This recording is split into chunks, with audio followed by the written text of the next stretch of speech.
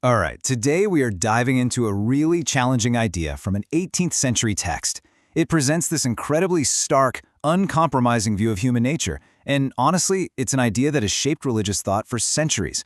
We're talking about the theologian Thomas Boston, and we're going to unpack his powerful argument. So to get us started, just think about this question for a second.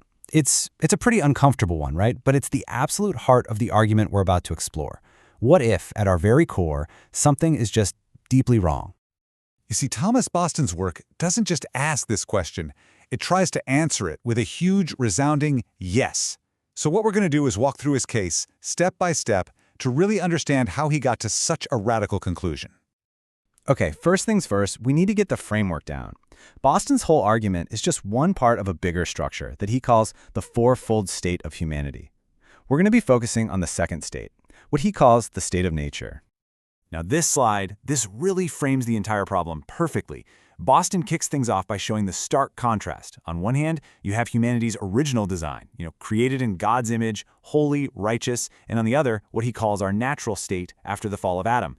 And look, this isn't some minor tweak. He's describing a complete flip, from being in God's image to being in the image of a fallen, corrupted ancestor.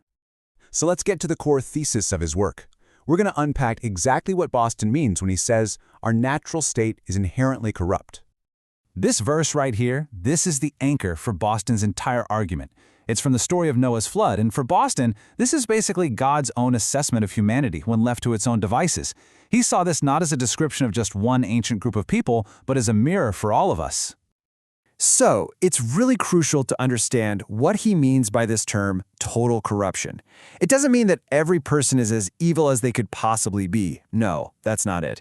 It means that every part of a person, their mind, their will, their emotions, every single faculty is infected, disordered, and kind of tilted away from God. Nothing is left untouched. The heart, in this view, isn't a mix of good and bad. It's a workshop of evil thoughts. And this really shows just how radical this doctrine is.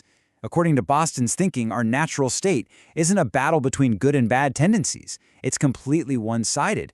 Any change we try to make on our own is just a lateral move, from one kind of sin to another. It's never an upward move toward actual goodness. So where does he get this pretty bleak idea? Well, Boston builds his case on two main pillars of evidence. The first, and for him the most important, is Scripture. So he pulls together a whole series of texts to argue that this corruption isn't something we learn, it's something we inherit. He points out that Adam passed on his own fallen likeness, not God's original one.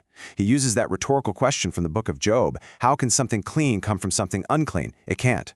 He points to David's famous cry in Psalm 51 and even Jesus' words in John to say, look, this condition is universal, and it starts from the moment we exist.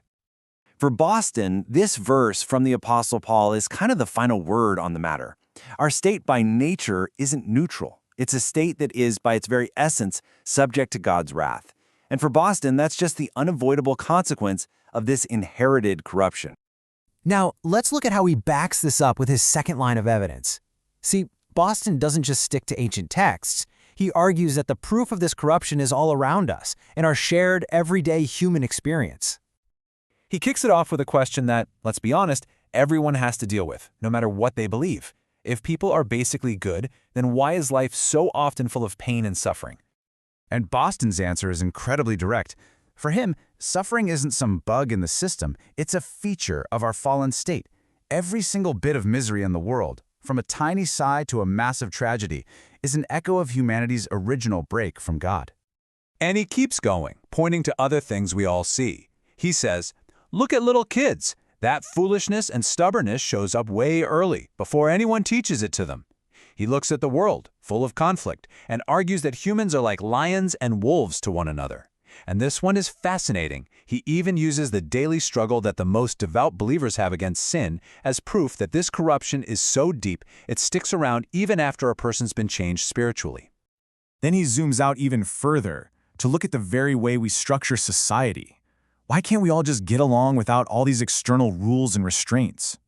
Well, according to Boston, the fact that we even have governments, laws, and police is basically a giant, society-wide admission that our nature is flawed. If we were left to ourselves, he argues, every single person would just make their own will the law. So laws are like a thorny hedge we have to build around society, not to help us thrive, but just to hold back the chaos of our natural instincts. And all of this brings us to Boston's final, and maybe his most powerful argument.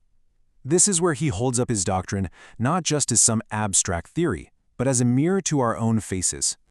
His claim is that we don't just inherit Adam's broken state, we actually inherit his specific patterns of behavior. We are, in a very real sense, living reflections of that very first rebellion. And he gets really specific about it. Just look at these examples. He asks, don't we all have this natural curiosity for things that are forbidden? And when we get caught doing something wrong, isn't our first instinct to shift the blame? Just like Adam blamed Eve, and Eve blamed the serpent. And don't we all have this tendency to hide our faults, to avoid being truly seen, just like Adam and Eve hid themselves in the garden? And here's the thing. This was Boston's whole point. In his own words, he believed these ancient stories weren't just history lessons. They were a divine mirror, put there so that every single person in every generation could look into them and see a reflection of their own nature. And so, that's where this whole explainer leaves us.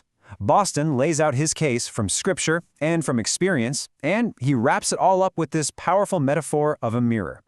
After walking through this really difficult 18th century argument, the final question he leaves us with isn't really about theology or history, it's about self-reflection. What do you see?